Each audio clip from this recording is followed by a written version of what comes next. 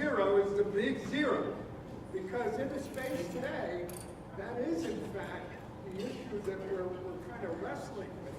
And with the folks that are doing the work, actually providing products to be able to look at for test and evaluation, validation and verification, that becomes huge. So some of the work that we do with Picatinny to look at head shape and then tolerancing and dimensioning is becoming very, very vital to try to make this move into the 21st century and be a traditional way of doing business.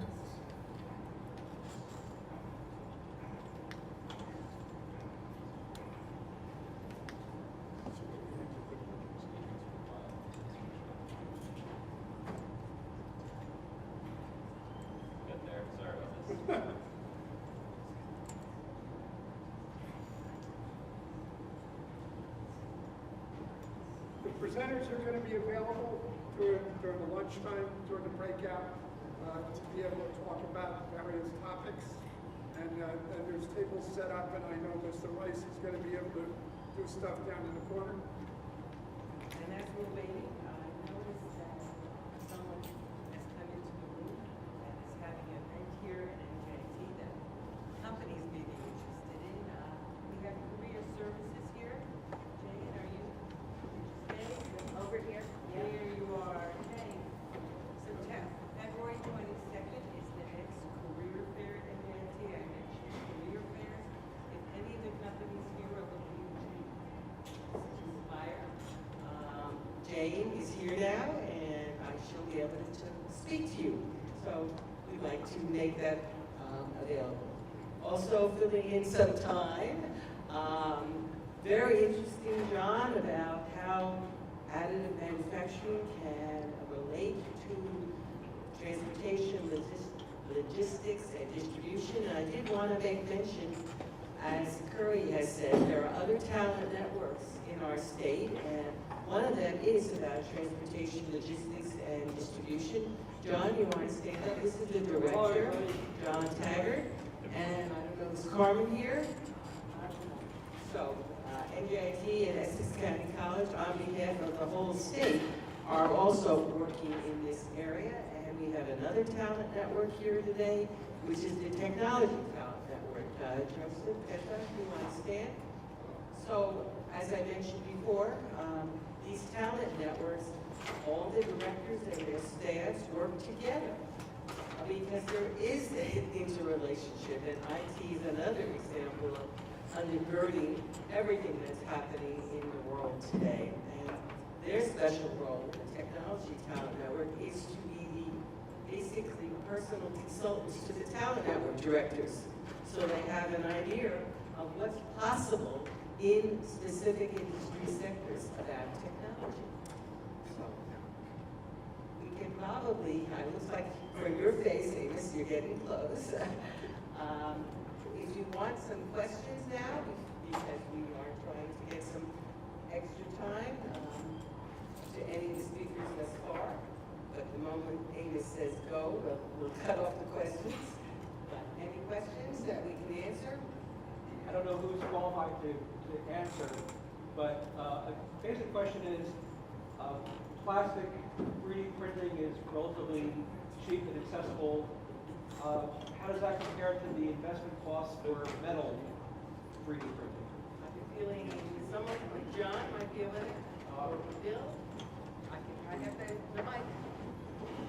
Well, with the metals, it depends upon sort of the quality of the part you want to make. You can get 3D buy filaments or 3D printers that are metal printed into the plastic, so you can have the filament. But if you really want a solid material, you're talking about laser sintering materials. Those machines are sort of $1 million range, as opposed to the standard film 3D printers that are a couple $1,000, $5,000, $10,000, depending on the accuracy. Thank you. We're ready for the feature today right now. Thank you. My name is Amos Dudley. I'm on the product team at Formlabs, which is a desktop SLA 3D printing company. Just to reference back to the previous chart chart where they talked about 3D printing companies, we do photopolymeric SLA, so we like cure resin with lasers. My job is proving out new applications for 3D printing, so, but specifically SLA. Sort of the unique thing about SLA is that it produces parts with very fine layer quality and sort of diverse material properties. So you're not just printing in thermoplastics, but you can print in resins that are engineered to have, for example, high thermal resistance, different mechanical properties, that would be biocompatible materials. So also SLA, because it's building up from resin. The parts are fully isotropic, so you don't have different strength in different directions. So what this really means, is what applications engineering at Formlabs really means, is that I get to spend all day, every day, making cool stuff on 3D printers, finding new applications for 3D printing. So I have just some applications here, like most people think about prototyping when they think about 3D printing, but you can also print end-use products. So while I was at NJIT, I had this idea that it might be possible to make your own invisible aligners, this kind of braces.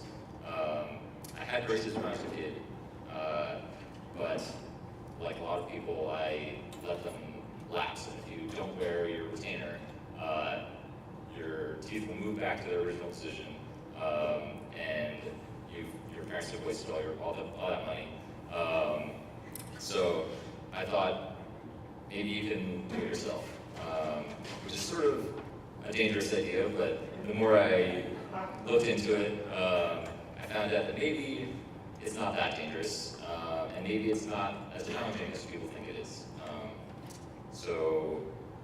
And I also figured that if it worked, it would have a real impact on my life.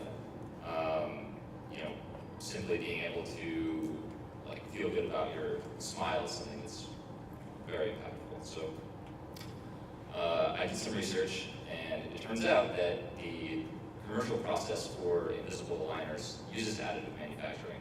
They've been doing this since the 80s, actually. They have an enormous print farm, and they use, I think, SLA to create customized teeth molds for all their customers. And then they use thermoforming to create the aligners, thermoforming over those printed molds.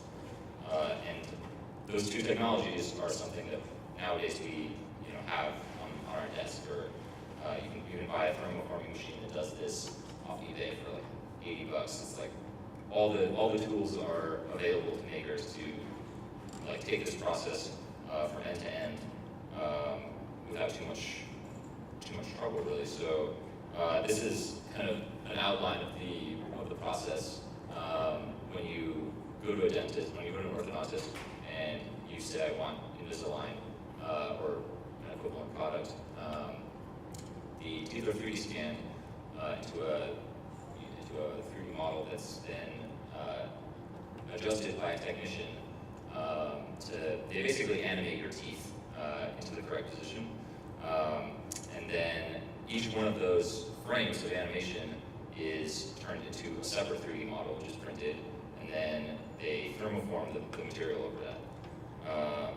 So this is what I call the project, OrthoPrint, and this is a picture of the final result. So I'll just quickly run through what the process involved. So this is a alginate mold. You can. I also printed the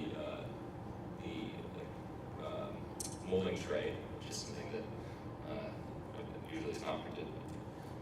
And this is a plaster cast of my teeth after from the alginate mold. So I used off-the-shelf, actually open-source software to adjust the model and do that animation. The animation skills require pretty minimal. They're basically what you learn in any animation program, like a digital design program at NJIT. You're essentially keyframing. You're creating locations where the teeth start and where they end, and then the program interpolates the difference between those positions. And then you get frames of animation in between. And each of those frames is then turned into a individual 3D printed mold. So these were not printed with SLA because at the time we didn't have SLA at NJIT. These were printed on a dimension printer, but they're still pretty high resolution. I think if I did it again, I would use something slightly higher resolution. But and then here's the mold on the thermoforming machine. So you basically, if you don't know what thermoforming is, you heat up plastic and it conforms to the mold. And then the final result, picks up a lot of detail from the 3D printed part. You can even see like layer lines from the print. But because the 3D printed mold, it may not have very high Z accuracy because it's FDM printed. It has very good XY accuracy, and XY are the directions that the teeth need to move. So it's basically impossible even with FDM. And so this is the before picture, and that's the after picture.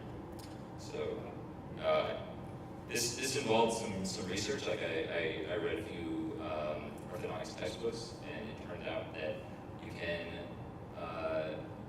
there's a maximum recommended rate for teeth movement. If you don't go above that rate, it's very hard to hurt yourself. I mean, you could move them in the wrong direction, but like generally speaking, it's relatively safe. And I put it online, and I wrote it up and put it on my website. And as you can see, before like March or early March, I had no traffic to my website, and after that, I had 150,000 hits and 27 million views on Facebook. So clearly, people were interested.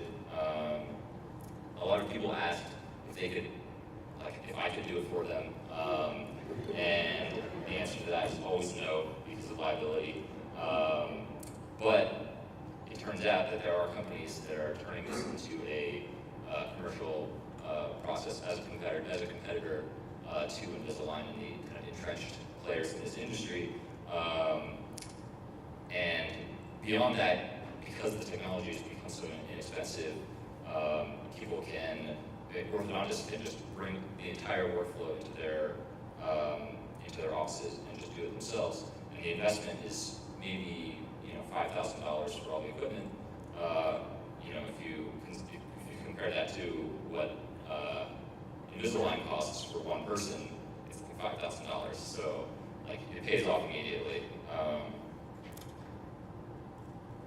There are companies that are doing this to compete, like Smile Care Club.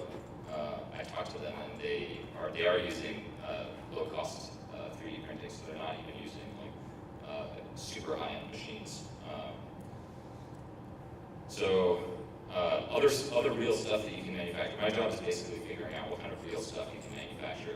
A lot of people think about 3D printing as just making prototypes, but actually it has real applications to make stuff. At the top right, jewelry is a huge vertical for us. You can print